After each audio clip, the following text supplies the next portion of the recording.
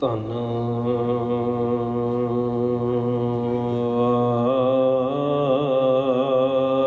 ਗੁਰੂ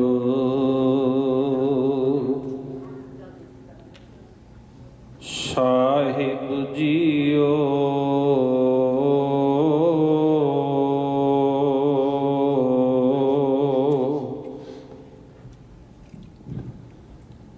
ਇੱਕ ਓੰਕਾਰ ਸਤਿਨਾਮ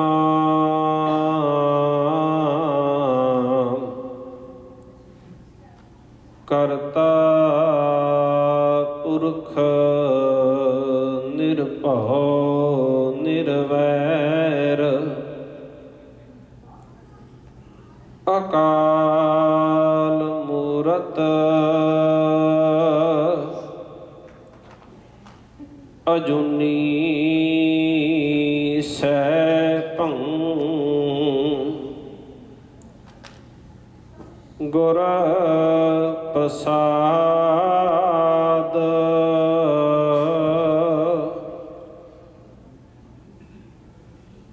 ਗਿਆਨ ਧਿਆਨ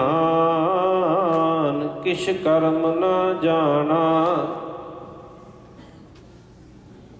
ਸਾਰ ਨ ਜਾਣਾ ਤੇਰੀ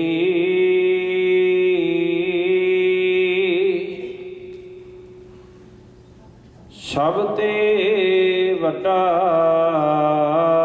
ਸਤਿਗੁਰ ਨਾਨਕ ਜਿਨ੍ਹਾਂ ਕਲ ਰਾਖੀ ਮੇਰੀ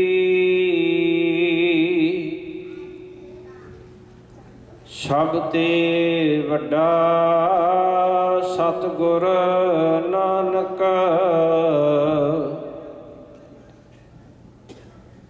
ਜਿਨ੍ਹਾਂ ਕਲ ਰਾਖੀ ਮੇਰੀ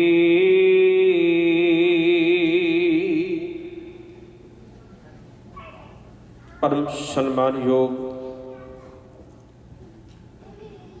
ਜੁਗੋ ਜੁਗ ਅਟਲ ਸ਼ਬਦ ਗੁਰੂ ਧੰਨ ਸਤਿਗੁਰੂ ਸ੍ਰੀ ਗੁਰੂ ਗ੍ਰੰਥ ਸਾਹਿਬ ਮਹਾਰਾਜ ਜੀ ਦੀ ਪਾਵਨ ਪਵਿੱਤਰ ਹਜ਼ੂਰੀ ਦੇ ਅੰਦਰ ਸੁਸ਼ੋਭਿਤ ਗੁਰੂ ਪਿਆਰ ਵਾਲੀ ਅਤੀ ਸਤਿਕਾਰਯੋਗ ਸਾਧ ਸੰਗਤ ਜੀਓ, ਹਫ਼ਤਾਵਾਰੀ ਵਿਸ਼ੇਸ਼ ਦੀਵਾਨ ਦੀ ਹਾਜ਼ਰੀ ਭਰਦਿਆਂ ਆਪ ਜੀ ਨੇ ਸਤਿਗੁਰੂ ਜੀ ਦੀ ਪਾਵਨ ਬਾਣੀ ਦਾ ਕੀਰਤਨ ਹਜ਼ੂਰੀ ਜਥੇ ਦੇ ਪਾਸੋਂ ਉਪਰੰਤ ਆਪ ਜੀ ਨੇ ਬੱਚੀਆਂ ਦੇ ਕੋਲੋਂ ਬੜੇ ਹੀ ਰਸ ਭਿੰਨੇ ਅੰਦਾਜ਼ ਦੇ ਵਿੱਚ ਸ਼ਰਵਣ ਕੀਤਾ ਹੈ। ਉਸ ਤੋਂ ਪਹਿਲਾਂ ਆਪ ਜੀ ਨੇ ਬੜੇ ਪਿਆਰ ਨਾਲ ਮਿਲ ਬੈਠ ਕੇ ਸਤਿਗੁਰੂ ਗੁਰੂ ਅਰਜਨ ਸਾਹਿਬ ਪਾਤਸ਼ਾਹ ਜੀ ਦੀ ਉਚਾਰਨ ਕੀਤੀ ਹੋਈ ਬਾਣੀ ਸੁਖਮਨੀ ਸਾਹਿਬ ਜੀ ਦਾ ਜਾਪ ਆਪ ਸਾਰੀਆਂ ਸੰਗਤਾਂ ਨੇ ਮਿਲ ਕੇ ਗੁਰੂ ਦੇ ਪਿਆਰ ਵਿੱਚ ਭਿੱਜ ਕੇ ਕੀਤਾ ਹੈ। ਆਓ ਕੁਝ ਕੁ ਸਮਾਂ ਗੁਰਮਤਿ ਵਿਚਾਰਾਂ ਦੇ ਨਾਲ ਸਾਂਝ ਪਾਈਏ। ਸੰਗਤ ਦੇ ਵੱਲੋਂ ਹੀ ਕੱਲ ਮੈਨੂੰ ਹੁਕਮ ਕੀਤਾ ਗਿਆ ਕਿ ਸਿੱਖ ਤਵਾਰੀਖ ਦੇ ਪੰਨਿਆਂ ਦੇ ਉੱਤੋਂ ਅੱਜ ਦਾ ਜਿਹੜਾ ਇਹ ਦਿਹਾੜਾ ਹੈ 9 ਮਾਰਚ ਦਾ ਬੜਾ ਹੀ ਮਹਾਨ ਦਿਹਾੜਾ ਹੈ। ਇਹ ਸਿੱਖ ਤਵਾਰੀਖ ਦੇ ਪੰਨਿਆਂ ਨੂੰ ਫਰੋਲਦਿਆਂ ਪਤਾ ਲੱਗਦਾ ਹੈ ਕਿ 9 ਮਾਰਚ 1783 ਵਾਲੇ ਦਿਨ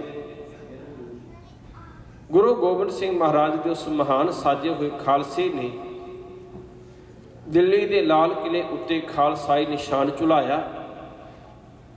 ਖਾਲਸਾਈ ਨਿਸ਼ਾਨ ਝੁਲਾ ਕੇ ਤੇ ਖਾਲਸੇ ਦਾ ਰਾਜ ਕਿਤੇ ਕਾਇਮ ਕੀਤਾ। ਅਥਾਹ ਕੁਰਬਾਨੀਆਂ ਤੋਂ ਬਾਅਦ ਕਿਸ ਤਰ੍ਹਾਂ ਦਿੱਲੀ ਦੇ ਲਾਲ ਕਿਲੇ ਤੱਕ ਗੁਰੂ ਕੇ ਸਿੱਖ ਪਹੁੰਚੇ, ਇਹ ਕੁਝ ਕੁ ਤਵਾਰੀਖ ਦੇ ਪੰਨਿਆਂ ਦੇ ਵਿੱਚੋਂ ਆਪ ਜੀ ਦੇ ਨਾਲ ਵਿਚਾਰਾਂ ਦੀ ਸਾਂਝ ਪਾਉਣੀ ਤਾਂ ਆਪਾਂ ਯਤਨ ਕਰਨਾ ਹੈ ਸਾਰਿਆਂ ਨੇ ਮਿਲ ਕੇ कि गुरु नानक साहिब जी के चलाए हुए इस निर्मल न्यारे पंथ दे विच जिहड़ी राजनीति है, जिन्हों आपां सियासत आखदे हां, उहनूं किस ढंग दे नाल गुरु साहिब जी ने लिया है। गुरु ग्रंथ साहिब सच्चे पातशाह, क्योंकि जदों लाल किले ते कब्जा करन दी गल आउंदी, किले उत्ते खालसाई निशान चढ़ाउण दी गल आउंदी, उदों राज सत्ता दा प्रतीक आ जांदा है। तो गुरु ग्रंथ साहिब पातशाह जी सानू की सेध बख्शिश करते हैं, किवें उन्होंने गुरु के सिखा ने गुरमत के मार्ग ते चलदियां ये बहुत वड्डी प्राप्ति की। आओ कुछ कुछ विचारां दी सांझ दास साहब जी नाल करे। उस तो पहला सरबत संगत सतगुरु गुरु गोबिंद सिंह महाराज की बख्शी फतेह प्रवान करो जी। वाहिगुरू जी का खालसा, वाहिगुरू जी की फतेह। मैं अर्ज कर रहा सा, सिख तवारीख के पन्नियां नूं फरोलदियां होइयां सानू इस गल का उल्लेख मिलता है कि गुरु के महान सिखां ने, महान जरनैलों ने, जिन्हां विचों भाई जस्सा सिंह जी रामगढ़िया, भाई जस्सा सिंह जी आलूवालिया, बाबा बघेल सिंह, आई राय सिंह वर्गिया ने एक बड़ी वड्डी ताकत इकट्ठी करके दिल्ली के लाल किले उत्ते अज के दिन 9 मार्च कुदरती अज वो दिहाड़ा है 1783 नूं लाल किले उत्ते खालसाई निशान झुलाया सी। जदों आपां ये गल करदे आ राजनीति दी ते धन गुरु ग्रंथ साहिब पातशाह नूं पुछीए, क्योंकि अज कई वारी साडे अंदर इस तरह दीयां विचारां पनपदियां ने, सानूं इस तरह दीयां विचारां दित्तियां जांदियां ने भी गुरमत दे विच जां गुरुद्वारे दे अंदर केवल ते केवल एक पक्ष की गल होनी चाहिए, केवल धर्म की गल होनी चाहिए। जिहड़ी राजनीति की गल है, सियासत वाली गल है, वो सिख नूं कदे अपने जीवन के विच विचारनी ही नहीं चाहिए। इस करके कहा जाता है भी दुनिया के राजनीतिक राजे जो मर्जी करी जान, सानू उन्हां नाल कोई सरोकार नहीं। सानू अपने धर्म नूं कमाउणा चाहिए। पर तुसी मेरे नाल चलण का यतन करियो, गुरु की बाणी नूं आपां समझण का यतन करना, क्यों जो सीखना है आपां गुरु ग्रंथ साहिब कोलों सीखना है। कि गुरु ग्रंथ साहिब सच्चे पातशाह सानू इस तरह की गल करते हैं भी राजा जो मर्जी करी जाए, वो लोगों के नाल धोखा करे, लोगों उत्ते जुल्म करे, रत पीने राजे होवन ते गुरु साहिब जी कहण भी तुसी अपना काम करो, सानू अपना काम करन दिओ। कि सिख तवारीख, सिख इतिहास या गुरु ग्रंथ साहिब की बाणी इस तरह का ख्याल दिंदी है। आपां सतगुर दे बचन सरवण करदे हां, तुसी रोज़ आसा की वार मेरे ख्याल जरूर सरवण करदे होवोगे। जदों अखेरला संत आउंदा है, अखेरली पौड़ी ते पौड़ी तो पहला आशा की वार दे नाल संत पढ़े जाते हैं। एक बचन आउंदा है, हर जुग जुग भगत उपाया। अगे की है जी, मेरे नाल नाल बोलण का यतन करियो जी। जे आप जी नूं बाणी आउंदी है ना, अगे की है, हर जुग जुग भगत उपाया, पैज रखदा आया राम राजे, हरनाक्ष दुष्ट हर मारिया, प्रहलाद तराया। हुण हरनाक्ष कौन सी? राजा सी। प्रहलाद कौन है? भगत है। आ थोड़े ਜਿਹੇ दिनों तक होला महला आ रहा है, यदा उस नाल संबंध है। सानू होलियां ते चेते ने, सानू रंग सुटने ते याद ने, पर प्रहलाद ने जो कुर्बानी दी, प्रहलाद ने जी शहादत दी, प्रहलाद जिस मकसद के वास्ते अपने पिता के नाल टकरा गया, भिड़ गया, सानू वो गल्लां चेते नहीं होणगीਆਂ। गुरु साहिब जी ने किरपालता की, धन गुरु गोबिंद सिंह महाराज ने सानू नकली रंगां तो खैड़ा छुड़ा के जिहड़ा असली रंग रब की भगती का चाढ़िया ते जुल्म के विरुद्ध जो प्रहलाद ने आवाज़ बुलंद की। हुण प्रहलाद भगत सी जो केवल भगती की गल करदा ते आखदा भी मैनू की है, मेरा पिता हरनाक्ष राजा है, वो लोगों के उत्ते जुल्म करे, लोगों उत्ते धक्का करे, बेइनसाफियां करे, मैनू की मैं तो रब की भगती करनी है ना, मैं तो अपना किते वखरा बैठ के रब की भगती कर लवां। जेकर प्रहलाद केवल रब की भगती करदा, जेकर प्रहलाद केवल किसी भोरे विच, किसी एकांत थां ते, किसी जंगल विच, किसी पहाड़ की कंदर दे विच जाके बैठ जाता ते की हरनाक्ष नूं मारदा? ਕਿ ਹਰਨਾਕਸ਼ ਉੱਤੇ ਜ਼ੁਲਮ ਕਰਦਾ ਨਹੀਂ ਸੀ ਕਰਦਾ। ਉਹ ਹਰਨਾਕਸ਼ ਨੂੰ ਲੋੜ ਹੀ ਨਹੀਂ ਸੀ ਪੈਣੀ ਸੀ ਪ੍ਰਹਲਾਦ ਨੂੰ ਕੁਝ ਕਹਿਣ ਦੀ। ਪਰ ਪ੍ਰਹਲਾਦ ਨੇ ਕੀ ਕੀਤਾ? ਕਿਸੇ ਪਹਾੜ ਦੇ ਵਿੱਚ ਜਾਣ ਦੀ ਬਜਾਏ, ਕਿਸੇ ਭੋਰੇ ਵਿੱਚ ਜਾਣ ਦੀ ਬਜਾਏ, ਕਿਸੇ ਜੰਗਲ ਦੇ ਵਿੱਚ ਜਾਣ ਦੀ ਬਜਾਏ ਕੀ ਕੀਤਾ? ਆਪਣੇ ਪਿਤਾ ਨੂੰ ਕਹਿਣ ਲੱਗਿਆ, ਤੂੰ ਨਕਲੀ ਰੱਬ ਹੈ, ਤੂੰ ਅਸਲੀ ਰੱਬ ਨਹੀਂ ਹੋ ਸਕਦਾ, ਰੱਬ ਕੋਈ ਹੋਰ ਹੈ ਜਿਹੜਾ ਸਾਰਿਆਂ ਨੂੰ ਪੈਦਾ ਕਰ ਰਿਹਾ ਹੈ। ਤੂੰ ਆਪਣੇ ਆਪ ਨੂੰ ਰੱਬ ਡਿਕਲੇਅਰ ਕਰ ਰਿਹਾ ਹੈ, ਇਹ ਤੇਰਾ ਭੁਲੇਖਾ ਹੈ। ਰਾਜਨੀਤਿਕ ਜਿਹੜੇ ਹੁੰਦੇ ਨੇ ਅਸਲ ਵਿੱਚ ਭਰਮ ਪਾੜ ਲੈਂਦੇ ਨੇ ਕਿ ਸ਼ਾਇਦ ਅਸੀਂ ਹੀ ਲੋਕਾਂ ਦੇ ਪਾਲਣਹਾਰੇ ਹਾਂ, ਅਸੀਂ ਹੀ ਲੋਕਾਂ ਦੇ ਰਹਿਨੁਮਾ ਹਾਂ, ਅਸੀਂ ਹੀ ਲੋਕਾਂ ਦੀ ਖਿਆਲ ਰੱਖਣ ਵਾਲੇ ਹਾਂ। ਜੇਕਰ ਅਸੀਂ ਦੁਨੀਆ ਦਾ ਖਿਆਲ ਨਾ ਰੱਖੇ ਤਾਂ ਸ਼ਾਇਦ ਦੁਨੀਆ ਕਿਤੇ ਡੁੱਬ ਜਾਏਗੀ। ਪ੍ਰਹਲਾਦ ਨੇ ਇਸ ਤਰ੍ਹਾਂ ਨਹੀਂ ਕੀਤਾ। ਹੁਣ ਪ੍ਰਹਲਾਦ ਦੇ ਨਾਲ ਜੋ ਕੁਝ ਹੋਇਆ, ਤੁਸੀਂ ਧੰਨ ਗੁਰੂ ਗ੍ਰੰਥ ਸਾਹਿਬ ਪਾਤਸ਼ਾਹ ਦੀ ਬਾਣੀ ਪੜ੍ਹ ਸਕਦੇ। ਇਸ ਤੋਂ ਅੱਗੇ ਚੱਲਣਾ, ਜਦੋਂ ਆਪਾਂ ਗੁਰੂ ਨਾਨਕ ਸਾਹਿਬ ਜੀ ਦੀ ਗੱਲ ਕਰਦੇ ਹਾਂ, ਸਤਿਗੁਰੂ ਨਾਨਕ ਸਾਹਿਬ ਪਾਤਸ਼ਾਹ ਨੇ ਜਿੱਥੇ ਧਰਮ ਦੀ ਗੱਲ ਕੀਤੀ, ਜਿੱਥੇ ਸੱਚ ਧਰਮ ਸਾਨੂੰ ਦ੍ਰਿੜ ਕਰਵਾਇਆ ਤੇ ਦੱਸਿਆ ਵੀ ਧਰਮ ਹੁੰਦਾ ਕੀ ਹੈ, ਉੱਥੇ ਨਾਲ ਨਾਲ ਜਦੋਂ ਸਤਿਗੁਰੂ ਗੁਰੂ ਨਾਨਕ ਪਾਤਸ਼ਾਹ ਸਮੇਂ ਦੇ ਜਿਹੜੇ ਸਿਆਸੀ ਹਾਲਾਤ ਨੇ ਉਹਨਾਂ ਨੂੰ ਦੇਖਦੇ ਨੇ ਤੇ ਗੁਰੂ ਨਾਨਕ ਪਾਤਸ਼ਾਹ ਦੇ ਮੂੰਹ ਤੋਂ ਕੀ ਨਿਕਲਦਾ ਹੈ? ਕਲ ਕਾਤੀ ਰਾਜੇ ਕਸਾਈ, ਧਰਮ ਪੰਖ ਕਰ ਉਡਰਿਆ। ਕਹਿ ਲੱਗੇ ਰਾਜੇ ਕਸਾਈ ਬਣ ਗਏ ਨੇ। ਧਰਮ, ਰਾਜੇ ਦਾ ਧਰਮ ਕੀ ਸੀ? ਪ੍ਰਜਾ ਦੀ ਰਾਖੀ ਕਰਨੀ। ਰਾਜੇ ਦਾ ਧਰਮ ਕੀ ਸੀ? ਆਪਣੀ ਪ੍ਰਜਾ ਨੂੰ ਸੁੱਖ ਦੇਣਾ, ਸਹੂਲਤਾਂ ਦੇਣੀਆਂ। ਪਰ ਗੁਰੂ ਨਾਨਕ ਪਾਤਸ਼ਾਹ ਨੇ ਕੀ ਆਖਿਆ? ਜਦੋਂ ਭਾਈ ਗੁਰਦਾਸ ਨੂੰ ਪੜ੍ਹੋਗੇ ਨਾ, ਜਦੋਂ ਗੁਰੂ ਨਾਨਕ ਸਾਹਿਬ ਸੱਚੇ ਪਾਤਸ਼ਾਹ ਜੋਗੀਆਂ ਨੂੰ ਜਾ ਕੇ ਮਿਲਦੇ ਨੇ, ਜੋਗੀ ਪੁੱਛਦੇ ਨੇ ਵੀ ਮਾਤ ਲੋਕ ਵਿੱਚ ਕਿਆ ਵਰਤਾਰਾ, ਤੇ ਉੱਥੇ ਵੀ ਗੁਰੂ ਨਾਨਕ ਪਾਤਸ਼ਾਹ ਕਹਿੰਦੇ ਨੇ ਰਾਜੇ ਪਾਪ ਕਮਾਵਦੇ, ਉਲਟੀ ਵਾੜ ਖੇਤ ਕੋ ਖਾਈ। ਉੱਥੇ ਵੀ ਗੁਰੂ ਨਾਨਕ ਪਾਤਸ਼ਾਹ ਕਹਿਣ ਲੱਗੇ, ਹੇ ਜੋਗੀਓ, ਰਾਜੇ ਪਾਪੀ ਬਣ ਚੁੱਕੇ ਨੇ, ਇਹ ਪਾਪ ਕਰਨ ਲੱਗ ਪਏ ਨੇ। ਤੇ ਜਿਹੜੀ ਰਾਜੇ ਤੇ ਇੱਕ ਵਾੜ ਦੀ ਤਰ੍ਹਾਂ ਹੁੰਦੇ ਨੇ, ਜਿਵੇਂ ਖੇਤ ਹੁੰਦਾ ਹੈ ਨਾ, ਖੇਤ ਦੇ ਵਿੱਚ ਜਦੋਂ ਫਸਲ ਬੀਜੀ ਜਾਂਦੀ ਆਪਾਂ ਵਾੜ ਕਰਦੇ ਹਾਂ, ਕਿਸਾਨ ਵਾੜ ਕੱਢਦਾ ਕਾਹਦੇ ਵਾਸਤੇ? ਕੋਈ ਅਵਾਰਾ ਪਸ਼ੂ, ਕੋਈ ਇਹੋ ਜਿਹਾ ਅਵਾਰਾ ਡੰਗਰ ਮੇਰੇ ਖੇਤ ਨੂੰ ਉਜਾੜ ਨਾ ਜਾਏ। ਰਾਜਾ ਇੱਕ ਵਾੜ ਦੀ ਨਿਆਈ ਹੈ ਕਿ ਜਿਸ ਸਟੇਟ ਦੇ ਵਿੱਚ, ਜਿਸ ਰਾਜ ਦੇ ਵਿੱਚ ਰਾਜਾ ਰਾਜ ਕਰਦੇ ਹੈ, ਇਸ ਸਟੇਟ ਨੂੰ, ਇਸ ਰਾਜ ਨੂੰ ਬਾਹਰੋਂ ਆ ਕੇ ਉਜਾੜ ਨਾ ਜਾਏ। ਪਰ ਜੇ ਰਾਜਾ ਖੁਦ ਹੀ ਉਜਾੜਨ ਲੱਗ ਜਾਏ ਤਾਂ, ਰਾਜਾ ਖੁਦ ਉਜਾੜਨ ਲੱਗ ਜਾਏ ਤੇ ਫਿਰ ਗੁਰੂ ਨਾਨਕ ਪਾਤਸ਼ਾਹ ਕਹਿੰਦੇ ਨੇ ਹੋਇਆ ਕਿ ਉਲਟੀ ਵਾੜ ਖੇਤ ਕੋ ਖਾਈਏ। ਕੇਵਲ ਉਦੋਂ ਦੀਆਂ ਗੱਲਾਂ ਨਹੀਂ, ਇਹ ਅੱਜ ਵੀ ਆਪਣੇ ਜੀਵਨ ਤੇ ਟੁਕਾ ਕੇ ਵੇਖਣੀਆਂ ਨੇ। ਅੱਜ ਸਾਡਾ ਪੰਜਾਬ, ਕਿਉਂਕਿ ਸਾਡੀਆਂ ਜੜ੍ਹਾਂ ਉੱਥੇ ਨੇ, ਮੈਨੂੰ ਖਿਮਾ ਕਰਨਾ, ਆਪਣੇ ਅੰਦਰ ਵਿਚਾਰ ਕੇ ਵੇਖਿਓ, ਅੱਜ ਸਾਡੇ ਜਿਹੜੇ ਰਾਜੇ ਨੇ ਕਿ ਪੰਜਾਬ ਨੂੰ ਉਜਾੜ ਨਹੀਂ ਰਹੇ? ਕਿ ਉਹ ਨਸ਼ੇ ਨਹੀਂ ਵੇਚ ਰਹੇ ਉੱਥੇ? ਕਿ ਉਹਨਾਂ ਨੇ ਰੋਕਣ ਦਾ ਯਤਨ ਕੀਤਾ ਵੀ ਸਾਡੀ ਨੌਜਵਾਨੀ ਬਰਬਾਦ ਹੋ ਰਹੀ ਹੈ? ਮੈਂ ਵੈਸੇ ਨਾ ਪਿਛਲੇ ਐਤਵਾਰ ਆਪ ਜੀ ਨਾਲ ਗੱਲ ਕਰਨੀ ਸੀ, ਕਿਸੇ ਕਾਰਨ ਉਹ ਸਲਾਈਡ ਨਹੀਂ ਆਪ ਜੀ ਨੂੰ ਦਿਖਾ ਪਾਇਆ। ਕਿਵੇਂ ਦੁਨੀਆ ਦੇ ਉੱਤੇ, ਇਹ ਛੋਟੀ ਜਿਹੀ ਵਿੱਚ ਬੇਨਤੀ ਕਰਦੀ ਹਾਂ ਮੈਂ, ਐਂਡਰਸਨ ਨਾਮ ਦਾ ਇੱਕ ਇਤਿਹਾਸਕਾਰ ਹੋਇਆ, ਆਪ ਜੀ ਨੂੰ ਸ਼ਾਇਦ ਜ਼ਿਆਦਾ ਪਤਾ ਹੋਵੇਗਾ। ਉਹਨੇ ਕਿਤਾਬ ਲਿਖੀ ਰਿਲੀਜਨ ਆਫ ਵਰਲਡ, ਪੂਰੀ ਦੁਨੀਆ ਦੇ ਧਰਮ, ਕਹਿੰਦਾ 4200 ਧਰਮ ਜਦੋਂ ਤੋਂ ਮਨੁੱਖ ਸਭਿਅਕ ਹੋਇਆ ਨਾ, ਸਭਿਅਕ। ਮੈਂ ਵੀ ਪੜ੍ਹ ਕੇ ਹੈਰਾਨ ਹੋਇਆ। ਅਕਸਰ ਮੈਂ ਵੀ ਸੁਣਦਾ ਹਾਂ ਵੀ 300 ਧਰਮ ਨੇ ਦੁਨੀਆ ਦੇ ਅੰਦਰ, ਪਰ ਉਹ ਕਹਿੰਦਾ ਵੀ ਛੋਟੇ ਮੋਟੇ ਮਤ ਮਤਾਂਤਰ ਪੂਰੀ ਦੁਨੀਆ ਦੇ ਵਿੱਚ ਜਦੋਂ ਤੋਂ ਮਨੁੱਖ ਸਭਿਅਕ ਹੋਇਆ, ਉਦੋਂ ਤੋਂ 4200 ਧਰਮ ਦੁਨੀਆ ਵਿੱਚ ਆ ਚੁੱਕੇ ਨੇ ਤੇ ਜਿਨ੍ਹਾਂ ਵਿੱਚ ਬਹੁਤੇ ਖਤਮ ਹੋ ਚੁੱਕੇ ਨੇ, ਕੁਝ ਖਤਮ ਹੋਣ ਦੇ ਕਿਨਾਰੇ ਨੇ। ਬਹੁਤ ਸਾਰੀਆਂ ਉਦਾਹਰਨਾਂ ਉਹਦੇ ਵਿੱਚੋਂ ਮਿਲਦੀਆਂ। ਮੈਂ ਛੋਟ ਵਿੱਚ ਆਪ ਜੀ ਨੂੰ ਬੇਨਤੀ ਕਰਾਂ ਵੀ ਕਿਵੇਂ, ਤੁਹਾਨੂੰ ਜੋ ਬਹੁਤਾ ਮੈਨੂੰ ਕਹਿਣ ਦੀ ਲੋੜ ਨਹੀਂ, ਤੁਸੀਂ ਇੱਥੇ ਰੈੱਡ ਇੰਡੀਅਨ ਦਾ ਇਤਿਹਾਸ ਪੜ੍ਹ ਕੇ ਵੇਖ ਲਓ, ਉਹਨਾਂ ਨਾਲ ਕੀ ਕੁਝ ਹੋਇਆ।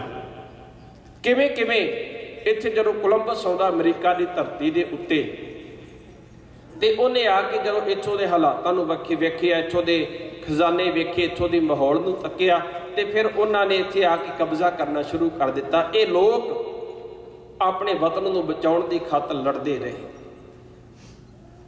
ਪਰ ਇਹਨਾਂ ਨੂੰ ਨਸ਼ਿਆਂ ਤੇ ਲਾ ਦਿੱਤਾ ਗਿਆ। ਇਹਨਾਂ ਨੂੰ ਬਰਬਾਦ ਕਰਨ ਵਾਲੇ ਪਾਸੇ ਇਸ ਢੰਗ ਦੇ ਨਾਲ ਲਾਇਆ ਗਿਆ ਵੀ ਹੌਲੀ ਹੌਲੀ, ਕਿਉਂਕਿ ਜਦੋਂ ਬੰਦਾ ਨਸ਼ੇ ਵਿੱਚ ਮਸਤ ਹੋ ਜਾਂਦਾ ਹੈ, ਜਦੋਂ ਸਰਕਾਰਾਂ ਆਪਣੇ ਲੋਕਾਂ ਨੂੰ ਨਸ਼ਿਆਂ ਵਾਲੇ ਪਾਸੇ ਲਾ ਦੇਣ, ਉਹ ਕੌਮਾਂ ਬਰਬਾਦ ਹੋ ਜਾਇਆ ਕਰਦੀਆਂ ਨੇ। ਤੇ ਹੌਲੀ ਹੌਲੀ ਰੈੱਡ ਇੰਡੀਅਨ ਬਰਬਾਦ ਹੁੰਦੇ ਚਲੇ ਗਏ। ਅੱਜ ਮੈਨੂੰ ਤੇ ਜ਼ਿਆਦਾ ਪਤਾ ਨਹੀਂ ਹੈ, ਤੁਸੀਂ ਜ਼ਿਆਦਾ ਜਾਣਦੇ ਹੋ ਕਿਉਂਕਿ ਤੁਸੀਂ ਉਹਨਾਂ ਲੋਕਾਂ ਵਿੱਚ ਰਹਿੰਦੇ। ਕਿਆ ਸਾਡੀ ਹਾਲਤ ਪੰਜਾਬ ਦੀ ਉਹ ਤੇ ਨਹੀਂ ਹੋ ਰਹੀ ਕਿਤੇ? ਜੇਕਰ ਆਪਾਂ ਇਹ ਗੱਲਾਂ ਵੇਖਣੀਆਂ ਨੇ ਨਾ ਤੇ ਅੱਜ ਦੇ ਸੰਦਰਭ ਦੇ ਵਿੱਚ ਸਤਿਗੁਰ ਦੀ ਬਾਣੀ ਨੂੰ ਵਿਚਾਰਨਾ ਪਏਗਾ। ਜੇ ਗੁਰੂ ਨਾਨਕ ਪਾਤਸ਼ਾਹ ਉਦੋਂ ਕਹਿੰਦੇ ਨੇ ਰਾਜੇ ਪਾਪ ਕਮਾਵਦੇ, ਰਾਜੇ ਪਾਪੀ ਬਣ ਚੁੱਕੇ ਨੇ, ਰਾਜੇ ਧੱਕੇ ਨਾਲ ਲੋਕਾਂ ਦੇ ਹੱਕਾਂ ਨੂੰ ਖੋਹ ਰਹੇ ਨੇ, ਤੇ ਕੀ ਅੱਜ ਸਾਡੀਆਂ ਪ੍ਰਾਪਰਟੀਆਂ ਤੇ ਧੱਕੇ ਨਾਲ ਕਬਜ਼ੇ ਨਹੀਂ ਕੀਤੇ ਜਾ ਰਹੇ ਸਿਆਸਤਦਾਨਾਂ ਦੇ ਵੱਲੋਂ? ਅੱਜ ਧੱਕੇ ਨਾਲ ਜ਼ਮੀਨਾਂ ਨੇ ਹਥਿਆਈਆਂ ਜਾ ਰਹੀਆਂ, ਅੱਜ ਧੱਕੇ ਨਾਲ ਸਾਡੀਆਂ ਕੋਠੀਆਂ ਤੇ ਕਬਜ਼ੇ ਨਹੀਂ ਕੀਤੇ ਜਾ ਰਹੇ। ਕੌਣ ਜਵਾਬ ਮੰਗੇਗਾ? ਕੌਣ ਮੰਗੇਗਾ? ਗੁਰੂ ਨਾਨਕ ਪਾਤਸ਼ਾਹ ਦੇ ਉਸ ਦਰਦ ਭਰੇ ਦਿਲ ਦੇ ਵਿੱਚੋਂ ਆਵਾਜ਼ ਉੱਠੀ, ਕਹਿਣ ਲੱਗੇ ਰਾਜੇ ਪਾਪ ਕਮਾਵਦੇ। ਗੁਰੂ ਨਾਨਕ ਪਾਤਸ਼ਾਹ ਨੇ ਆਪਣੇ ਰਸਨਾ ਤੋਂ ਕਿਹਾ, ਕਹਿਣ ਲੱਗੇ ਕਲ ਕਾਤੀ ਰਾਜੇ ਕਸਾਈ। ਕਸਾਈ ਕਦੇ ਰਹਿਮ ਨਹੀਂ ਕਰਦਾ ਕਿਸੇ ਉੱਤੇ, ਉਹ ਹਮੇਸ਼ਾ ਆਪਣੇ ਹੱਥ ਵਿੱਚ ਛੁਰੀ ਪਕੜ ਕੇ ਤੇ ਬੇਜਾਨ ਭੋਲੇ ਜੀਵਾਂ ਨੂੰ, ਕਮਜ਼ੋਰ ਜੀਵਾਂ ਦੇ ਉੱਤੇ ਹਰ ਵੇਲੇ ਛੁਰੀ ਚਲਾਉਂਦਾ ਰਹਿੰਦਾ। ਗੁਰੂ ਨਾਨਕ ਪਾਤਸ਼ਾਹ ਕਹਿ ਲੱਗੇ ਛੁਰੀ ਪਕੜੀ ਇਹਨਾਂ ਨੇ। ਧਰਮ ਪੰਖ ਕਰ ਉੱਡ ਰਿਹਾ, ਕੋੜ ਅਮਾਵਸ ਸੱਚ ਚੰਦਰਮਾ ਦਿਸ਼ੇ ਨਾਹੀ, ਕਹਿ ਚੜਿਆ ਹੋ ਭਾਲ ਵਿਕੁੰਨੀ ਹੋਈ, ਅੰਧੇਰਾ ਰਾਹ ਨਾ ਕੋਈ। ਸਤਿਗੁਰੂ ਨਾਨਕ ਪਾਤਸ਼ਾਹ ਨੇ ਸਮੇਂ ਦੇ ਉਹਨਾਂ ਬੇਈਮਾਨ ਬੇਧਰਮੇ ਆਪਣੇ ਫਰਜ਼ਾਂ ਨੂੰ ਭੁੱਲ ਚੁੱਕੇ ਰਾਜਿਆਂ ਦੀ ਆਪਣੀ ਬਾਣੀ ਦੇ ਵਿੱਚ ਰੱਜ ਕੇ ਆਲੋਚਨਾ ਕੀਤੀ। ਕੇਵਲ ਆਲੋਚਨਾ ਨਹੀਂ ਕੀਤੀ। ਜਦੋਂ ਬਾਬਰ ਚੜ੍ਹ ਕੇ ਆਇਆ ਨਾ, ਬਾਬਰ ਸਤਿਗੁਰੂ ਨਾਨਕ ਪਾਤਸ਼ਾਹ ਨੂੰ ਕਿੱਥੇ ਸਨ? ਇਤਿਹਾਸ ਤੁਸੀਂ ਵੀ ਛੋਟੇ ਹੁੰਦੇ ਆਪਾਂ ਸਾਰੀਆਂ ਨੇ ਕਿਤਾਬਾਂ ਵਿੱਚ ਪੜ੍ਹਿਆ। ਕਿੱਥੇ ਸਨ? ਸੈਦਪੁਰ। ਕਿਹਦੇ ਘਰ? ਭਾਈ ਲਾਲੋ ਜੀ ਦੇ ਘਰ। ਇਹ ਸਾਨੂੰ ਚੇਤੇ ਰੱਖਣੇ ਚਾਹੀਦੇ ਨੇ। ਤੇ ਉਸੇ ਹੀ ਸ਼ਹਿਰ ਦੇ ਵਿੱਚ ਕੌਣ ਰਹਿੰਦਾ? ਮਲਕ ਭਾਗੋ। ਆਪਾਂ ਸਾਰਿਆਂ ਨੇ ਪੜ੍ਹਿਆ ਕਿਤਾਬਾਂ ਦੇ ਵਿੱਚ, ਮਲਕ ਭਾਗੋ ਹਰ ਸਾਲ ਬ੍ਰਹਮ ਭੋਜ ਕਰਦਾ ਹੈ। ਉਹ ਬ੍ਰਹਮ ਦੇ ਭੋਜ ਦੇ ਵਿੱਚ ਕੌਣ ਆਉਂਦੇ ਨੇ? ਵੱਡੇ ਵੱਡੇ ਸਾਧੂ, ਵੱਡੇ ਵੱਡੇ ਸੰਤ, ਵੱਡੇ ਵੱਡੇ ਧਾਰਮਿਕ ਲੋਕ, ਤੇ ਹਰ ਸਾਲ ਉਹਦੀ ਜੈ ਜੈਕਾਰ ਕਰਦੇ ਨੇ। ਕਿਹਦੀ? ਮਲਕ ਭਾਗੋ ਦੀ ਜੈ ਜੈਕਾਰ ਕੀਤੀ ਜਾਂਦੀ ਹੈ। ਪਰ ਇਸ ਸਾਲ ਜਦੋਂ ਬ੍ਰਹਮ ਭੋਜ ਕੀਤਾ, ਗੁਰੂ ਨਾਨਕ ਪਾਤਸ਼ਾਹ ਨੂੰ ਵੀ ਸੱਦਾ ਭੇਜਿਆ ਗਿਆ। ਸਤਿਗੁਰੂ ਨਾਨਕ ਸਾਹਿਬ ਨਹੀਂ ਗਏ। ਹੁਣ ਇਹਦਾ ਮਤਲਬ ਹੈ ਉਹ ਝੂਠੇ ਜਿਹੜੇ ਧਰਮ ਦਾ ਪਹਿਰਾਵਾ ਤੇ ਉਹਨਾਂ ਵੀ ਪਹਿਨਿਆ ਹੋਇਆ ਸੀ। ਕਿਸੇ ਹੋਰ ਦਾ ਤੇ ਹਿੰਮਤ ਪੈਦਾ ਕਿਉਂ ਨਹੀਂ ਹੋਈ ਵੀ ਬਾਬਰ ਮਲਕ ਭਾਗੂ ਨੂੰ ਕਿਸੇ ਹੋਰ ਨੇ ਕਿਉਂ ਨਹੀਂ ਕਿਹਾ ਵੀ ਤੇਰੇ ਗਰੀਬਾਂ ਦੀ ਕਮਾਈ ਹੈ, ਇਹ ਬੇਈਮਾਨੀਆਂ ਕੀਤੀਆਂ ਨੇ, ਗਰੀਬਾਂ ਦਾ ਖੂਨ ਹੈ ਤੇਰੇ ਖਾਣਿਆਂ ਦੇ ਵਿੱਚ, ਤੇਰੇ ਮਾਲ ਪੂੜਿਆਂ ਦੇ ਵਿੱਚ ਮੈਨੂੰ ਘਿਓ ਨਜ਼ਰ ਨਹੀਂ ਆ ਰਿਹਾ, ਤੇਰੀ ਇਹ ਦੁੱਧ ਵਾਲੀ ਖੀਰ ਦੇ ਵਿੱਚੋਂ ਮੈਨੂੰ ਚਿੱਟਾ ਦੁੱਧ ਨਜ਼ਰ ਨਹੀਂ ਆ ਰਿਹਾ, ਇਹਦੇ ਵਿੱਚੋਂ ਮੈਨੂੰ ਗਰੀਬਾਂ ਦਾ ਖੂਨ ਨਜ਼ਰ ਆ ਰਿਹਾ, ਕਿਉਂਕਿ ਤੂੰ ਬੇਈਮਾਨੀਆਂ ਕੀਤੀਆਂ ਨੇ। ਕਿਸੇ ਹੋਰ ਨੇ ਕਿਉਂ ਨਹੀਂ ਕਿਹਾ? ਗੁਰੂ ਨਾਨਕ ਪਾਤਸ਼ਾਹ ਨੇ ਗੱਲ ਕੀਤੀ। ਉੱਥੇ ਜਦੋਂ ਬਾਬਰ ਹਮਲਾ ਕਰਦਾ ਹੈ ਤੇ ਉਦੋਂ ਸਾਰੇ ਉਹ ਸਾਧ ਸੰਤ ਉਹਨਾਂ ਨੇ ਕਹਿ ਦਿੱਤਾ ਸੀ ਲੋੜ ਨਹੀਂ ਹੈ ਬਾਬਰ ਦੇ ਨਾਲ ਲੜਨ ਦੀ, ਅਸੀਂ ਮੰਤਰ ਪੜਾਂਗੇ ਤਾਂ ਉਹਦੀ ਫੌਜਾਂ ਅੰਨੀਆਂ ਹੋ ਜਾਣਗੀਆਂ। ਸਤਿਗੁਰੂ ਬਾਣੀ ਵਿੱਚ ਕਹਿੰਦੇ ਨੇ ਕੋਈ ਮੁਗਲ ਨਾ ਹੋਵਾ ਅੰਧਾ, ਕੋਟੀ ਹੂੰ ਪੀਰ ਵਰਜ ਰਹਾਏ। ਗੁਰੂ ਨਾਨਕ ਪਾਤਸ਼ਾਹ ਕਹਿੰਦੇ ਨੇ ਬਾਣੀ ਵਿੱਚ, ਕੋਟੀ ਹੂੰ ਪੀਰ ਵਰਜ ਰਹਾਏ, ਜਾਂ ਮੀਰ ਸੁਣਿਆ ਧਾਇਆ, ਕੋਈ ਮੁਗਲ ਨਾ ਹੋਵਾ ਅੰਧਾ, ਕਿਨੇ ਨਾ ਪਰਚਾ ਲਾਇਆ। ਕੋਈ ਮੁਗਲ ਨਾ ਨੇ, ਉਹਨਾਂ ਨੇ ਮੰਤਰ ਕੀਤੇ ਨਹੀਂ ਚੱਲਿਆ। ਜਿਹੜੇ ਅੱਜ ਵੀ ਕਹਿੰਦੇ ਨੇ ਮੰਤਰਾਂ ਦੇ ਨਾਲ ਅਸੀਂ ਇਹ ਕਰ ਦਿਆਂਗੇ, ਮੰਤਰਾਂ ਦੇ ਨਾਲ ਉਹ ਕਰ ਦਿਆਂਗੇ, ਤੇ ਇਹਨਾਂ ਨੂੰ ਚੈਲੰਜ ਲੈਣਾ ਚਾਹੀਦਾ ਵੀ ਮੰਤਰਾਂ ਦੇ ਨਾਲ ਜੇ ਕੁਝ ਕਰਨਾ ਹੀ ਹੈ ਤੇ ਜਿਹੜੇ ਸਾਡੇ ਵਿੱਚ ਸਮਾਜਿਕ ਬੁਰਾਈਆਂ ਫੈਲਾਉਣ ਵਾਲੇ ਨੇ, ਜਿਹੜੇ ਥਾਂ ਥਾਂ ਤੇ, ਜੇ ਤੁਹਾਨੂੰ ਇੱਥੇ ਬੈਠਿਆਂ ਕੁਝ ਨਜ਼ਰ ਆ ਜਾਂਦਾ ਹੈ ਨਾ, ਤੁਹਾਨੂੰ ਕਿਉਂ ਨਜ਼ਰ ਨਹੀਂ ਆਉਂਦਾ ਵੀ ਕਿਤੇ ਕਿਸੇ ਉਹੋ ਜਿਹੇ ਬੰਦੇ ਨੇ ਕਿਤੇ ਬੰਬ ਰੱਖਿਆ ਹੋਇਆ ਤੇ ਬੰਬ ਫਟਣ ਵਾਲਾ ਤੇ ਕਈ ਮਨੁੱਖ ਮਰ ਜਾਣੇ, ਤੁਹਾਨੂੰ ਬੰਬ ਨਜ਼ਰ ਕਿਉਂ ਨਹੀਂ ਆਉਂਦਾ? ਤੁਸੀਂ ਦੱਸ ਦਿਓ ਪਹਿਲਾਂ। ਸਾਡੇ ਨਾਲ ਇਸ ਤਰ੍ਹਾਂ ਧੋਖੇ ਕੀਤੇ ਜਾਂਦੇ ਧਰਮ ਦੇ ਨਾਂ ਤੇ। ਗੁਰੂ ਨਾਨਕ ਨੇ ਸੁਚੇਤ ਕੀਤਾ, ਬੇਨਤੀ ਕਰ ਰਿਹਾ ਸਾਹਮਣੇ। ਸਤਿਗੁਰੂ ਨਾਨਕ ਪਾਤਸ਼ਾਹ ਜਦੋਂ ਇਹ ਗੱਲ ਵੇਖਦੇ ਤੇ ਬਾਬਰ ਦੇ ਸਾਹਮਣੇ ਹਿੱਕ ਤਾਣ ਕੇ ਖੜੇ ਹੋ ਜਾਂਦੇ ਨੇ, ਕਹਿਣ ਲੱਗੇ ਬਾਬਰ ਤੂੰ ਜ਼ਾਬਰ ਹੈ। ਕਿਸੇ ਹੋਰ ਦੇ ਅੰਦਰ ਹਿੰਮਤ ਨਹੀਂ ਪੈਦਾ ਹੋਈ ਬਾਬਰ ਨੂੰ ਜ਼ਾਬਰ ਕਹਿਣ ਵਾਲੇ। ਰਾਜਨੀਤਾਂ ਦੇ ਨਾਲ, ਸਿਆਸਤਦਾਨਾਂ ਦੇ ਨਾਲ ਟਕਰਾਏ, ਧੰਨ ਗੁਰੂ ਨਾਨਕ ਪਾਤਸ਼ਾਹ ਟਕਰਾਏ। ਸਮਾਂ ਆਪਣੀ ਚਾਲ ਚੱਲਦਾ ਗਿਆ, ਸਮਾਂ ਆਪਣੀ ਚਾਲ ਚੱਲਦਾ ਗਿਆ। ਸਤਿਗੁਰੂ ਸਮੇਂ ਦੇ ਮੁਤਾਬਕ ਲੋਕਾਂ ਦੇ ਅੰਦਰ ਧਰਮ ਦੀ ਗੱਲ ਪੈਦਾ ਕਰਦੇ ਗਏ। ਮੈਂ ਇੱਕ ਨਾਲ ਛੋਟੀ ਜਿਹੀ ਬੇਨਤੀ ਕਰਦੇ ਹਾਂ ਵੀ ਜਦੋਂ ਵੀ ਤੁਸੀਂ ਇੱਕ ਪਰਮਾਤਮਾ ਦੇ ਨਾਲ ਜੁੜ ਜਾਓਗੇ, ਕੋਈ ਵੀ ਇੱਕ ਰੱਬ ਨਾਲ ਜੁੜ ਜਾਏਗਾ ਨਾ, ਉਹ ਇੱਕ ਆਜ਼ਾਦ ਹਸਤੀ ਦਾ ਮਾਲਕ ਬਣ ਜਾਂਦਾ ਹੈ। ਉਹ ਕੀ ਬਣਦਾ ਹੈ? ਆਜ਼ਾਦ ਹਸਤੀ ਦਾ ਮਾਲਕ ਬਣ ਜਾਂਦਾ ਹੈ। ਉਹ ਫਿਰ ਕਿਸੇ ਦੇ ਅਧੀਨ ਨਹੀਂ ਹੁੰਦਾ। ਸਤਿਗੁਰ ਦੀ ਬਾਣੀ ਇਸ ਗੱਲ ਦੀ ਗਵਾਹੀ ਦਿੰਦੀ ਹੈ। ਜਾਂ ਤੂੰ ਮੇਰੇ ਵੱਲ ਹੈ ਤਾਂ ਕਿਆ ਮੋਹ ਛੰਦਾ। ਜਦੋਂ ਤੂੰ ਮੇਰੇ ਵੱਲ ਹੋ ਗਿਆ ਮੇਰੇ ਮਾਲਕ, ਹੁਣ ਮੈਨੂੰ ਕਿਸੇ ਦੀ ਮੁਹਤਾਜਗੀ ਕਰਨ ਦੀ ਕੀ ਲੋੜ ਹੈ। ਉਹ ਕਿਸੇ ਦਾ ਮੁਹਤਾਜ ਨਹੀਂ ਬਣਦਾ। ਸਤਿਗੁਰੂ ਨਾਨਕ ਪਾਤਸ਼ਾਹ ਕਿਸੇ ਦੇ ਮੁਹਤਾਜ ਨਹੀਂ ਸਨ। ਜਦੋਂ ਗੁਰੂ ਕੇ ਸਿੱਖ ਰੱਬ ਨਾਲ ਜੁੜੇ, ਹੁਣ ਕਿਸੇ ਦੇ ਮੁਹਤਾਜ ਨਹੀਂ ਰਹਿ ਗਏ। ਉਹ ਆਜ਼ਾਦ ਹਸਤੀ ਦੇ ਮਾਲਕ ਬਣਦੇ ਗਏ। ਜਾ ਕਾ ਮੀਤ ਸਾਜਨ ਹੈ ਸਮੀਆਂ, ਤਿਸ ਜਨ ਕੋ ਕਹੋ ਕਾਕੀ ਕਮੀਆਂ। ਜਾ ਕੇ ਪ੍ਰੀਤ ਗੋਬਿੰਦ ਸਿਉ ਲਾਗੀ, ਦੁੱਖ ਦਰਦ ਭਰਮ ਤਾਂਕਾ ਭਾਗੀ। ਜਾ ਕਾ ਸਭ ਕੁਛ ਤਾਂਕਾ ਹੋਏ। ਹੁਣ ਜਿਹੜਾ ਰੱਬ ਦਾ ਹੈ ਉਹ ਦਾਸ ਦੀ ਝੋਲੀ ਵਿੱਚ ਪੈ ਜਾਂਦਾ। ਹੁਣ ਦਾਸ ਨੂੰ ਕਿਸੇ ਦੀ ਮੁਹਤਾਜੀ ਕਰਨ ਦੀ ਕੀ ਲੋੜ ਹੈ। ਤੇ ਜਿਹੜੇ ਸਮੇਂ ਦੇ ਸਿਆਸਤਦਾਨ ਹੁੰਦੇ ਨੇ, ਉਹ ਹਮੇਸ਼ਾ ਕੀ ਕਰਦੇ ਨੇ, ਮੁਹਤਾਜ ਬਣਾ ਕੇ ਰੱਖਣਾ ਚਾਹੁੰਦੇ ਨੇ। ਉਹ ਹਮੇਸ਼ਾ ਆਪਣੇ ਪੈਰ ਦੇ ਹੇਠਾਂ ਸਾਨੂੰ ਰੱਖਣਾ ਚਾਹੁੰਦੇ ਨੇ। ਇਹ ਲੜਾਈ ਧਰਮ ਤੇ ਸਿਆਸਤ ਦੀ ਹਮੇਸ਼ਾ, ਜਦੋਂ ਕੋਈ ਸੱਚ ਨਾਲ ਜੁੜਦਾ ਹੈ, ਭਾਵੇਂ ਪ੍ਰਹਲਾਦ ਦੀ ਉਦਾਹਰਨ ਲੈ ਲਓ, ਭਾਵੇਂ ਤੁਸੀਂ ਨਾਮਦੇਵ ਦੀ ਗੱਲ ਕਰੋ, ਉਹਨੂੰ ਵੀ ਸਮੇਂ ਦਾ ਬਾਦਸ਼ਾਹ ਬੰਨ੍ਹ ਲੈਂਦਾ ਹੈ। ਬਹੁਤ ਸਾਰੇ ਇਹ ਸੱਚ ਦੀ ਆਵਾਜ਼ ਬੁਲੰਦ ਕਰਨ ਵਾਲਿਆਂ ਤੇ ਸਮੇਂ ਦੇ ਰਾਜਿਆਂ ਦੇ ਵੱਲੋਂ ਜ਼ੁਲਮ ਕੀਤੇ ਗਏ। ਸਮਾਂ ਆਪਣੀ ਚਾਲ ਚੱਲਦਾ ਗਿਆ। ਧੰਨ ਗੁਰੂ ਨਾਨਕ ਪਾਤਸ਼ਾਹ ਨੇ ਸਾਡੇ ਸਮਾਜ ਦੇ ਅੰਦਰ ਇੱਕ ਗੱਲ ਭਰੀ, ਕਹਿਣ ਲੱਗੇ, ਜੇ ਜੀਵੈ ਪਤ ਲੱਥੀ ਜਾਏ। ਜੇ ਆਪਣੀ ਇੱਜ਼ਤ ਗਵਾ ਕੇ, ਅਣਖ ਗੈਰਤ ਗਵਾ ਕੇ ਆਪਣਾ ਜੀਵਨ ਬਤੀਤ ਕਰਨਾ, ਤੇ ਕਹਿਣ ਲੱਗੇ ਸਭ ਹਰਾਮ ਜੇਤਾ ਕਿਛ ਖਾਏ। ਸੋ ਜੀਵਿਆ ਜਿਸ ਮਨ ਵਸਿਆ ਸੋਏ, ਨਾਨਕ ਅਵਰ ਨਾ ਜੀਵੇ ਕੋਈ। ਜੇ ਜੀਵੇ ਪਤ ਲੱਥੀ ਜਾਏ, ਸਭ ਹਰਾਮ ਜੇਤਾ ਕਿਛ ਖਾਏ। ਇਹ ਗੁਰੂ ਨਾਨਕ ਸਾਹਿਬ ਜੀ ਨੇ ਸਾਨੂੰ ਇੱਕ ਸੰਕਲਪ ਬਖਸ਼ਿਸ਼ ਕੀਤਾ। ਇਸੇ ਹੀ ਵਿਚਾਰਧਾਰਾ ਤੇ ਅੱਗੇ ਸਾਰੇ ਜਾਮਿਆਂ ਦੇ ਵਿੱਚ ਗੁਰੂ ਨਾਨਕ ਸਾਹਿਬ ਵਿਚਰਦੇ ਗਏ। ਇਹੀ ਕਾਰਨ ਸੀ ਜਦੋਂ ਗੁਰੂ ਗ੍ਰੰਥ ਸਾਹਿਬ ਸੱਚੇ ਪਾਤਸ਼ਾਹ ਦੀ ਪਾਵਨ ਬੀੜ ਦਾ ਸੰਪਾਦਨ ਕੀਤਾ ਗਿਆ। ਗੁਰੂ ਅਰਜਨ ਸਾਹਿਬ ਪਾਤਸ਼ਾਹ ਨੇ ਜਦੋਂ ਇਹ ਮਹਾਨ ਖਜ਼ਾਨਾ ਝੋਲੀ ਵਿੱਚ ਪਾਇਆ, ਤੇ ਉਦੋਂ ਸਮੇਂ ਦੀਆਂ ਸਿਆਸੀ ਤਾਕਤਾਂ ਕੰਬ ਗਈਆਂ। ਜਹਾਂਗੀਰ, ਬਾਕੀ ਜਿਹੜੇ ਹੋਰ ਸਨ, ਗੁਰੂ ਅਰਜਨ ਸਾਹਿਬ ਦੀ ਸ਼ਹਾਦਤ ਦਾ ਕਾਰਨ ਵੀ ਇਹੀ ਸੀ। ਤੁਸੀਂ ਕਿਤੇ ਇਤਿਹਾਸ ਨੂੰ ਪੜ੍ਹ ਕੇ ਵੇਖੋ, ਸਾਨੂੰ ਆਪਣੀ ਤਬਾਰੀਖ ਭੁੱਲੀ ਹੋਈ ਹੈ, ਸਾਨੂੰ ਚੇਤੇ ਨਹੀਂ। ਸਮਾਂ ਹੋਰ ਆਪਣੀ ਚਾਲ ਚੱਲਦਾ ਗਿਆ। ਧੰਨ ਗੁਰੂ ਹਰਗੋਬਿੰਦ ਸਾਹਿਬ ਪਾਤਸ਼ਾਹ ਤਖਤ ਉੱਤੇ ਬੈਠੇ। ਉਹਨਾਂ ਨੇ ਗੁਰਤਾ ਗੱਦੀ ਦੀ ਸੰਭਾਲ ਕੀਤੀ, ਤੇ ਉਸੇ ਤਰ੍ਹਾਂ ਹੀ ਫਿਰ ਗੁਰੂ ਅਰਜਨ ਸਾਹਿਬ ਸੱਚੇ ਪਾਤਸ਼ਾਹ ਨੇ, ਕਿਉਂ ਗੱਲ ਚੇਤੇ ਰੱਖਣਾ, ਗੁਰੂ ਹਰਗੋਬਿੰਦ ਸਾਹਿਬ ਪਾਤਸ਼ਾਹ ਦੀ ਤਿਆਰੀ, ਸ਼ਸਤਰ ਸਿਖਾਉਣੇ। ਆਪ ਜੀ ਨੂੰ ਪਤਾ ਹੈ ਗੁਰੂ ਹਰਗੋਬਿੰਦ ਸਾਹਿਬ ਪਾਤਸ਼ਾਹ ਨੂੰ ਸ਼ਸਤਰ ਕਿੰਨੇ ਸਿਖਾਏ ਸਨ? ਬਾਬਾ ਬੁੱਢਾ ਜੀ ਨੇ। ਇਹਦਾ ਮਤਲਬ ਬਾਬਾ ਬੁੱਢਾ ਜੀ ਜਿੱਥੇ ਇੱਕ ਵੱਡੇ ਕਿਰਸਾਨ ਹਨ, ਜਿੱਥੇ ਮਹਾਨ ਬ੍ਰਹਮ ਗਿਆਨੀ ਨੇ, ਜਿੱਥੇ ਉਹ ਗੁਰੂ ਨਾਲ ਅਭੇਦ ਹੋ ਚੁੱਕੇ ਨੇ, ਉੱਥੇ ਬਹੁਤ ਵੱਡੇ ਸੂਰਮੇ ਵੀ ਨੇ, ਯੋਧੇ ਵੀ ਨੇ। ਕਿਉਂਕਿ ਜਦੋਂ ਆਪ ਸ਼ਸਤਰ ਚਲਾਉਣਾ ਜਾਣਦੇ ਨੇ, ਤਾਂ ਹੀ ਤਾਂ ਉਹਨਾਂ ਨੇ ਸਿਖਾਇਆ ਗੁਰੂ ਸਾਹਿਬ ਜੀ ਨੂੰ। ਗੁਰੂ ਅਰਜਨ ਸਾਹਿਬ ਜੀ ਨੇ ਬਾਬਾ ਬੁੱਢਾ ਜੀ ਦੀ, ਭਾਈ ਗੁਰਦਾਸ ਵਰਗਿਆਂ ਦੀ ਜ਼ਿੰਮੇਵਾਰੀ ਲਾਈ। ਸਮਾਂ ਪੈਣ ਤੇ ਜਦੋਂ ਗੁਰੂ ਹਰਗੋਬਿੰਦ ਸਾਹਿਬ ਪਾਤਸ਼ਾਹ ਤਖਤ ਉੱਤੇ ਬੈਠੇ, ਤੇ ਉਦੋਂ ਫਿਰ ਵਾਰ ਗਾਈ ਗਈ। ਨੱਥਾ ਤੇ ਅਬਦੁੱਲਾ ਦੋ ਢਾਡੀ ਹੋਏ। ਢਾਡੀ ਪਰੰਪਰਾ ਦੀ ਆਰੰਭਤਾ ਗੁਰੂ ਹਰਗੋਬਿੰਦ ਸਾਹਿਬ ਪਾਤਸ਼ਾਹ ਨੇ ਸਿੱਖ ਇਤਿਹਾਸ ਦੇ ਵਿੱਚ ਕੀਤੀ। ਉਹਨਾਂ ਨੇ ਫਿਰ ਉੱਥੇ ਵਾਰ ਗਾਈ, ਦੋ ਤਲਵਾਰੀ ਬੱਧੀਆਂ, ਇੱਕ ਮੀਰੀ ਦੀ, ਇੱਕ ਪੀਰੀ ਦੀ, ਇੱਕ ਅਜਮਤ ਦੀ, ਇੱਕ ਰਾਜ ਦੀ, ਇੱਕ ਰਾਖੀ ਕਰੇ ਵਜ਼ੀਰ ਦੀ। ਹਿੰਮਤ ਬਾਹਾਂ ਕੋਟ ਗੜ, ਦਰਵਾਜ਼ਾ ਬਲਕ ਬਖੀਰ ਦੀ। ਪੱਗ ਤੇਰੀ ਕੀ ਜਹਾਂਗੀਰ ਦੀ। ਕਹਿ ਲੱਗੇ ਸਤਿਗੁਰੂ, ਦੋ ਕਿਰਪਾਨਾਂ ਧਾਰਨ ਕੀਤੀਆਂ ਨੇ ਤੁਸੀਂ, ਇਹ ਮੇਰੇ ਤੇ ਪੀਰੀ ਦੀਆਂ ਪ੍ਰਤੀਕ ਹਨ, ਧਾਰਮਿਕ ਤੇ ਰਾਜਸੀ ਸੱਤਾ ਦੀਆਂ ਪ੍ਰਤੀਕ ਹਨ। ਤੁਸਾਂ ਨੇ ਸੰਤ ਤੇ ਸਿਪਾਹੀ ਨੂੰ ਇੱਕ ਥਾਂ ਤੇ ਇਕੱਠਿਆਂ ਕਰ ਦਿੱਤਾ ਹੈ। ਧਰਮ ਦਾ ਪ੍ਰਤੀਕ ਹੈ ਹਰਮੰਦਰ, ਤੇ ਸਿਆਸਤ ਦਾ ਪ੍ਰਤੀਕ ਹੈ ਅਕਾਲ ਤਖਤ ਸਾਹਿਬ।